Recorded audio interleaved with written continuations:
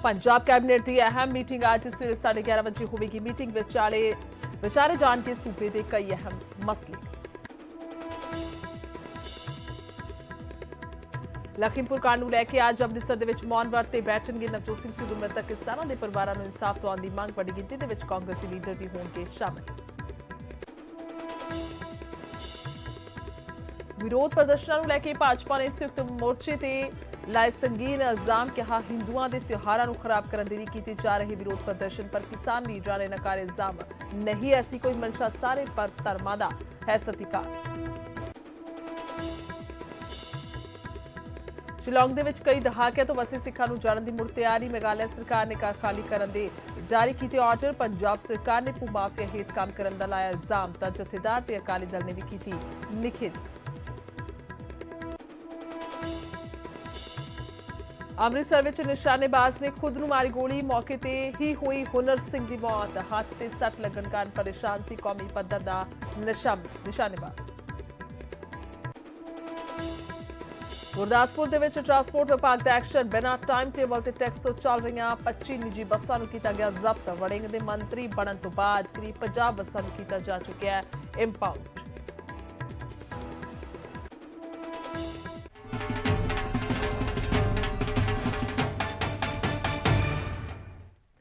सत श्री अकाल। इस समय बुलेटिन च बहुत बहुत स्वागत है। मैं तुहाडे नाल गुरजोत संधू और उम्मीद है तुसीं सारे खैरियत दे नाल होंगे। सो खबरां दी शुरुआत सब तो पहला करांगे महंगाई दे नाल, क्योंकि लगातार महंगाई वध रही है। ते अज दी गल कीती जावे तां चढ़दी सवेर भी सब तो पहला इहो खबर है। नहीं रुक रहे तेल दीआं कीमतां दे विच इजाफा। अज लगातार 7वें दिन पैट्रोल ते डीजल महंगे हुए ने। सरकारी तेल कंपनियां ने फिर भाव जिहड़े ने वधा दित्ते ने। पैट्रोल की कीमत दे विच 30 पैसे प्रति लीटर के हिसाब दे नाल फिर तो इजाफा होया ते डीजल दे विच भी 35 पैसे प्रति लीटर। लगातार 7वें दिन जिहड़ियां कीमतां ने वधियां ने और लगातार ही 30 तो 35 पैसे पैट्रोल ते डीजल की कीमत दे विच इजाफा हो रहा है। गल की जाए महंगाई के सिखਰਾਂ ते है। LPG गैस सिलेंडर दी कीमतां भी जिहड़ियां ने वो वधियां सन, जिस तो बाद सिलेंडर भी महंगा होया।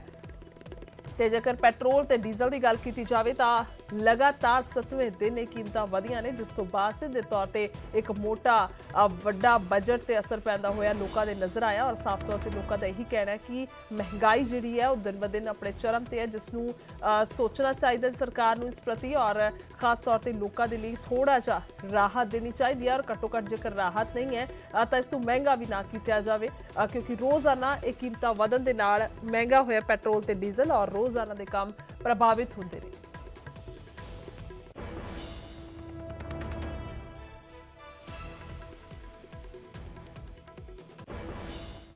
अगे वधांगे तो शिलौंग के सिखा की गल करांगे। शिलौंग के विच सिखा के आशियाना नूं उजाड़न की कोशिश की जा रही है। मेघालय सरकार ने सिखा के घरां दे बाहर खाली करने के नोटिस लगा दिते ने, जिस नूं लैके पंजाब के डिप्टी CM सुखजिंदर रंधावा ने केंद्र ते मेघालय सरकार नूं चिट्ठी लिखण की गल कही है। उधर अकाली दल ने भी वफद भेजण का ऐलान किया। Victor report. शिलौंग च सिखां दे घरां नूं मुड़ खतरा। सिखां दे आशियानिਆਂ ਨੂੰ ਉਜਾੜਨ ਦੀ ਕੋਸ਼ਿਸ਼। मेघालय सरकार ने हुक्म किए जारी। घर खाली करने दे दिते हुक्म। शिलौंग दे विच सिखां दे घरां नूं उजाड़न दी कोशिश की जा रही है। मई 2019 वांग सरकार ने मुड़ घर खाली करने दे नोटिस चिपका दिते ने, जिस नूं लैके सिख भाईचारे दे विच रोस दी लहर है। सिख भाईचारे दा कहना है कि 200 सालां तो इत्थे रह रहे हैं ते सानूं ही इत्थे गैर कानूनी तरीके दे नाल रहना दस्सिया जा रहा है ते हर संभव लड़ाई लड़न दी गल कही है। हमारे लोगों का राइट है, उसका तो ख्याल नहीं रखा गया ना। तो हम लोग जैसा चाहते थे वैसा हाई लेवल कमेटी ने रिपोर्ट नहीं दिया। और जो CM साहब ने जो तुरंत उसमें फ़ैसला लिया है और हमारे लोगों के लिए जो उन्होंने बोला है कि वहाँ पे जो अर्बन अफेयर्स का को ये ऑनरशिप दे देंगे, वो तो बिल्कुल गलत है। क्योंकि हमारे लोग वहाँ पे 200 साल से रह रहे हैं और CM ऑफ विलियम ने 200 साल पहले ये लैंड गिफ्टेड किया था हमारा कम्युनिटी को। और वो देने के बाद में एक बार जब किसी को दे दिया जाता है तो उसको दोबारा वापस नहीं लिया जाता है। उधर मेघालय के CM ने सिखां दे नाल हमदर्दी जताई है। उन्होंने भरोसा दिता है कि मसले का ढुकवां हल कढ़िया जाएगा। Is that this urban affairs department, which is now going to be the technically the owner of the land, along with municipal board, as the agreement has been signed and the final taking over of the and possession of the land will take place, has recommended that the Urban Affairs Department will find locations for relocation of the individuals who are there, who are not part of the employees of different departments, including municipal board, and then suggest to the government on how to move forward in that. But why not evicting them since they are illegal? There is a process of eviction also, and all these processes have to be followed. So therefore, Urban Affairs Department will go into all those aspects and come with a recommendation to the government. ਉਧਰ deputy CM Sukhjinder Randhawa ਨੇ ਸ਼ਿਲੌਂਗ ਦੇ ਵਿੱਚ ਵਸਦੇ ਸਿੱਖਾਂ ਨੂੰ ਉਜਾੜਨ ਦੇ ਫੈਸਲੇ ਦਾ ਵਿਰੋਧ ਕੀਤਾ ਹੈ। ਰੰਧਾਵਾ ਨੇ ਕਿਹਾ ਕਿ ਕੇਂਦਰ ਤੇ ਮੇਘਾਲਿਆ ਸਰਕਾਰ ਨੂੰ ਚਿੱਠੀ ਲਿਖੀ ਜਾਵੇਗੀ। ਉਹਨਾਂ ਕਿਹਾ ਕਿ ਭੂ ਮਾਫੀਆ ਦੇ ਦਬਾਅ ਦੇ ਵਿੱਚ ਸਰਕਾਰ ਦੇ ਵੱਲੋਂ ਅਜਿਹਾ ਫੈਸਲਾ ਲਿਆ ਜਾ ਰਿਹਾ ਹੈ। ਮਈ 2019 ਦੇ ਵਿੱਚ ਵੀ ਇਹ ਮੁੱਦਾ ਉੱਠਿਆ ਸੀ ਤੇ ਪੰਜਾਬ ਸਰਕਾਰ ਦੇ ਵਫਦ ਨੇ ਸ਼ਿਲੌਂਗ ਦਾ ਦੌਰਾ ਕੀਤਾ ਸੀ। ਰੰਧਾਵਾ ਨੇ ਕਿਹਾ ਕਿ ਸਿੱਖਾਂ ਦੇ ਸਿਵਲ ਅਧਿਕਾਰਾਂ ਦੀ ਕਿਸੇ ਕੀਮਤ ਤੇ ਉਲੰਘਣਾ ਬਰਦਾਸ਼ਤ ਨਹੀਂ ਹੋਵੇਗੀ। ਉਧਰ ਅਕਾਲੀ ਦਲ ਨੇ ਵੀ ਆਪਣਾ ਵਫਦ ਸ਼ਿਲੌਂਗ ਭੇਜਣ ਦਾ ਫੈਸਲਾ ਲਿਆ।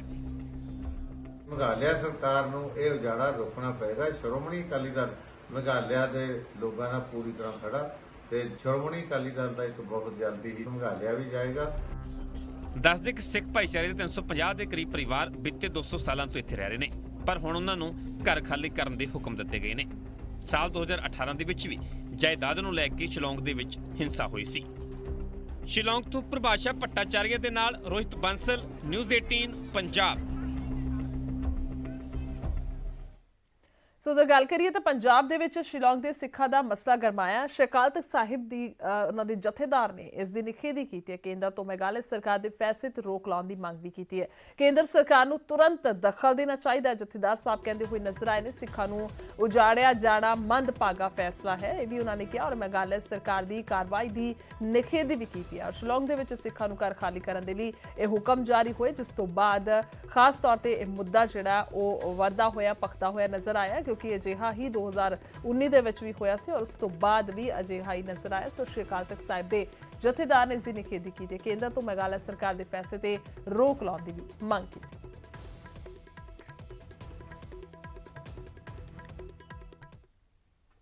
ਸੋ ਫਿਲਹਾਲ ਇਸ ਤੋਂ ਬਾਅਦ ਅੱਗੇ ਵਧਦੇ ਹਾਂ ਤੇ ਹੁਣ ਗੱਲ ਕਰਾਂਗੇ ਬਿਜਲੀ ਸੰਕਟ ਦੀ। ਕੇਂਦਰ ਸਰਕਾਰ ਨੇ ਕਿਹਾ ਹੈ ਕਿ ਦੇਸ਼ ਦੇ ਵਿੱਚ ਬਿਜਲੀ ਦਾ ਕੋਈ ਸੰਕਟ ਨਹੀਂ ਹੈ। ਤਾਂ ਉਧਰ ਦਿੱਲੀ ਦੇ ਮੁੱਖ ਮੰਤਰੀ ਅਰਵਿੰਦ ਕੇਜਰੀਵਾਲ ਨੇ ਕਿਹਾ ਕਿ ਕੇਂਦਰ ਸਰਕਾਰ ਆਕਸੀਜਨ ਦੀ ਘਾਟ ਵਾਂਗ ਬਿਜਲੀ ਸੰਕਟ ਦੀ ਵੀ ਅਣਦੇਖੀ ਕਰ ਰਹੀ ਹੈ। ਵੇਖਦੇ ਹਾਂ ਰਿਪੋਰਟ।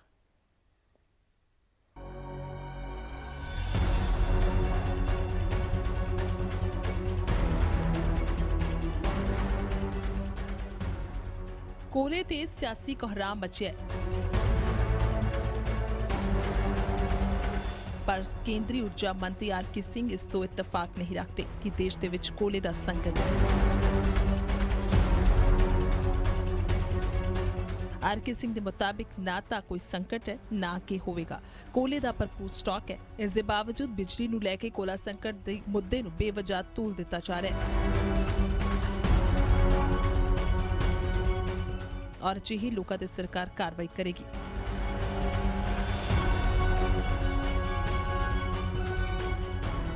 तो ये क्राइसिस है नहीं, क्राइसिस था नहीं, ये क्राइसिस अननेसेसरली बनाया गया।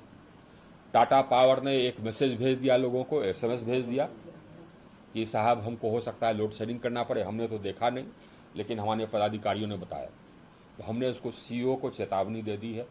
हमने कहा कि अगली बार से इस प्रकार का वो निर्मूल एसएमएस भेजेगा, जिससे कि लोगों में पैनिक होगा, तो उस पर कार्रवाई हम करेंगे। ਪੰਜਾਬ ਦੇ ਵਿੱਚ ਤਾਂ ਕੋਲੇ ਦੀ ਕਮੀ ਦੇ ਚੱਲਦੇ ਥਰਮਲ ਪਲਾਂਟ ਬੰਦ ਹੋਣ ਦੀ ਕਗਾਰ ਤੇ ਨੇ।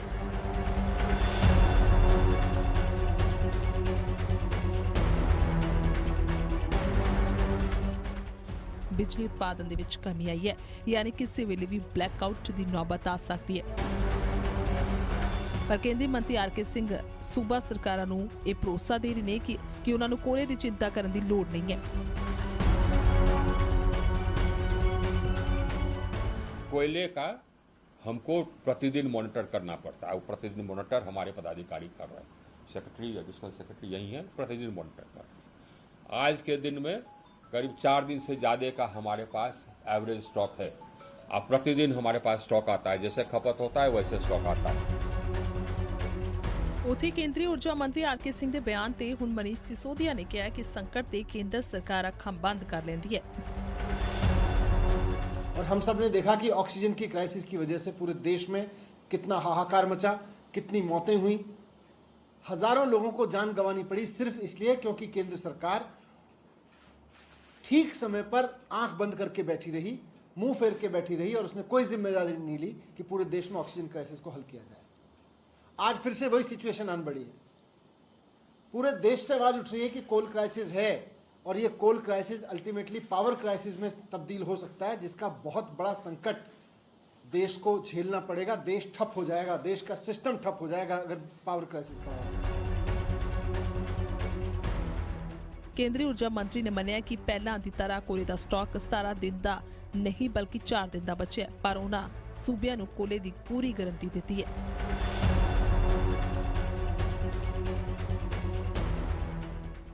डेस्क तो ब्यूरो रिपोर्ट न्यूज़ 18।